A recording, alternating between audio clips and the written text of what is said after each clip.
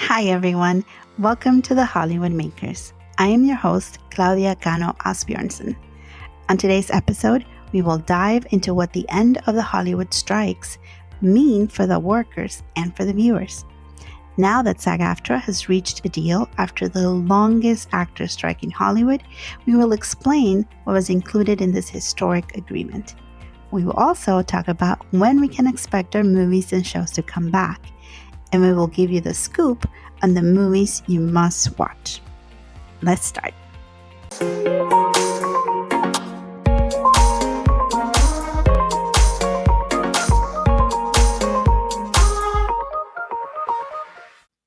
If you have been following us, which I hope you have, you know we took a dive into explaining, defining, and understanding the importance of the Hollywood strikes just a few episodes ago. Well, now that the strikes are over, we're going to detail what the new agreement means for SAG-AFTRA members, what was gained, and what needs to go back to the table in the next few years. As you recall, these are the things SAG-AFTRA was asking for: higher pay, residual revisions, and tighter regulations around artificial intelligence. Did they get them all? Well, almost. In terms of higher pay, here's what SAG-AFTRA said. Quote, "The agreement includes an unprecedented wage pattern with 2 wage increases in the first year of the contract, 7% upon ratification and another 4% increase effective July 2024, making a compounded first-year increase of 11.28%. There will be another 3.5% increase effective July 2025. This package breaks the so-called industry pattern. Wages for background actors will increase by 11% effective November 12, 2023, and then by an additional 4% effective July 1st, 2024, and by another 3.5% effective July 1st, 2025. Quotes end. Which means the daily rate for background actors for now will increase from $187 a day to $207. Also, contributions for the retirement funds received an increase. Quote, a nearly 43% increase to the contribution cap for 1-hour productions and nearly 67% increase to the cap for half-hour productions will result in increased contributions to the health and pension retirement funds. End quote. So there, you can see that the higher pay request was definitely a checkmark for the union. In terms of residual revisions, they did not get a share of the streaming revenue they were asking for, but a new compensation venue was created. Quote, the union achieved the creation of a new compensation stream for performers working in streaming. It provides a substantial bonus on top of existing residual structures, making work in streaming more sustainable for middle-class actors. The majority of that compensation will be paid to actors on programs meeting certain viewership requirements. The remaining money will be distributed to other actors working on those streaming platforms through a new jointly trusteed distribution fund. The agreement also adds fixed residuals for stunt coordinators working on television and new media production. End quotes. The new agreement also improved on the relocation allowances. Quote, substantial improvements in relocation allowances for series performers were also made, covering $5,000 per month for up to 6 months with no cap on the number of seasons. Based on employment patterns, this amounts to a 153% effective increase in relocation payments. End quote. Now, when it came down to tighter regulations around AI, this is the one that's going to have to be looked at a little deeper and in more detail, because with the advances of technology, things might need to shift. But here's what the union said. Quote, the deal provides meaningful protections around the use of artificial intelligence, including informed consent and compensation for the creation and use of digital replicas of our members, living and deceased, whether created on set or licensed for use. End quotes. This was one of the items that took the negotiations till the very end of an agreement. Though according to Fran Drescher, SAG-AFTRA's president, this is an ongoing living thing, a contract. We're only just beginning. There were additional provisions for actors during the casting process. Here's what was agreed. Quote, meaningful protections for the casting process have been established, including provisions specifying that breakdowns, sides, and/or scripts shall be provided no less than 48 hours prior to the submission deadline, excluding weekends and holidays. This is increased to 72 hours for minors. Talent may not be asked to perform more than 8 industry standard pages for first self-tape or 12 industry standard pages for a second or subsequent callback. End quote. There were also provisions added requiring hair and makeup for different performers and, quote, prevention protections for performers, including the use of intimacy coordinators in scenes involving nudity and simulated sex, or upon request, and additional safeguards for background. End quote. This new contract is expected to generate over $1 billion in new compensation and benefits for SAG-AFTRA. One of the things that struck me during the speech given by Fran Drescher on November 13th, as they were holding the first press conference right after the end of the strike, was an anecdote that she told the audience. Apparently, a little girl gave her a heart-shaped plushie toy, and it was supposed to be a gift to give her confidence. Fran brought it in to use it during the negotiations, and instead of this being seen as a kind token given by a little girl, people used it to discredit her. However, Fran's response was perfect. Yes, I even had a little heart-shaped plushie toy that a little girl gave to me to give me confidence. And I said I was going to keep it with me through this whole thing and in turn keep her with me too. But they weaponized all that to discredit me. And what I did was turn it around into a movement for women and girls, because I don't have to emulate male energy to lead. I can lead with intellect. I can lead with wisdom. I can lead with empathy. I can lead with morality.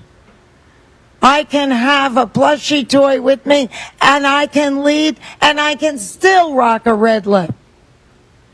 So I turned that on their head and gave women an opportunity to see what leadership could look like if you just be who you are, your authentic person, without apology. Great job, Fran.